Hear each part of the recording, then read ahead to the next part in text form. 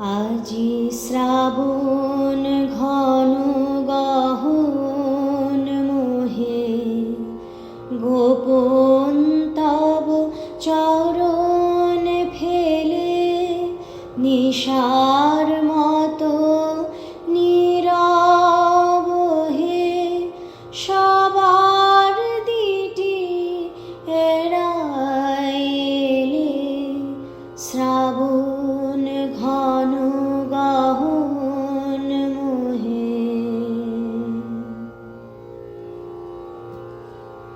ভোর 4টে। পূব দিকের জানলার কাছে বসে আছেন কবি। এদিন আজি কোন ঘরে গো খুলে দিল দ্বার, আমাদের শান্তিনিকেতন। আশ্রমের ছেলে মেয়েরা গান গাইতে গাইতে জানলার পাশে এসে দাঁড়ালো। একরাশ ভিড় ঠেলে ট্রেন যখন বোলপুর স্টেশন ছেড়ে বেরিয়ে গেল হাওয়ায়, আকাশে তখন ইতস্তত কালো মেঘ, বৃষ্টির। সন্ধে নেমেছে জোড়াসাঁকোর ঠাকুর বাড়িতে। গ্লুকোজ ইঞ্জেকশন, নুনের পুটুলির শেক, ঠক ঠক করে কাঁপুনি জ্বর।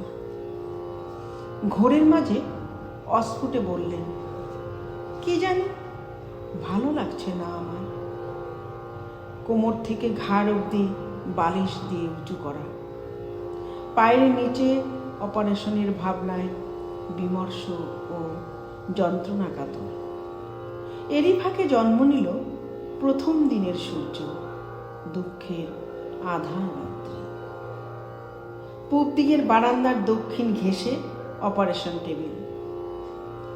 তোমার সৃষ্টির পথ রেখেছ আকীর্ণ করে, বিচিত্র ছলনা জালে এই ছলনাময়। বলতে বলতে ভীষণ ক্লান্তি বোধ করলেন। সকাল 10টা, গনগনে সূর্য, চিঠি লেখার আয়োজন। মামনি, তোমাকে নিজের হাতে লিখতে পারিনি বলে লিখতে রুচি হয় না। কাঁপা কাঁপা হাতে সই করলেন বাবা মশাই। ঘরের পরিবেশ যথেষ্টই বিমর্ষ। জ্বালা ব্যথা, জ্বরের উত্তাপ দুপুর থেকে নিঃশ্বাস। অগাস্ট 1, 2, 3, 4, 5। আচ্ছন্ন কবি। না খেলে যাচ্ছে বাদিকে স্যালাইনের বোতল, ফুলে যাচ্ছে গাল, হাত পা ঘেমে অস্থির। অপারেশনের সেলাই খুলে দিতে বন্ধনমুক্ত কবি সামান্য হাসলেন। পূব দিকের আকাশে রাখি পূর্ণিমার ভরা চাঁদ, অথচ যন্ত্রণায় কুঁকড়ে যাচ্ছেন কবি। একরাশ চাপা ফুল কবির পায়ের কাছে, খাটের পাশে উপাসনা, মন্ত্রপাঠে শাস্ত্রী মশাই। বাইরের বারান্দায় ধীর মৃদু স্বরে কে যায় অমৃত ধমযাত্রী। পায়ের তলা ক্রমশ ঠান্ডা হয়ে আসে, আকাশের রং ফিকে।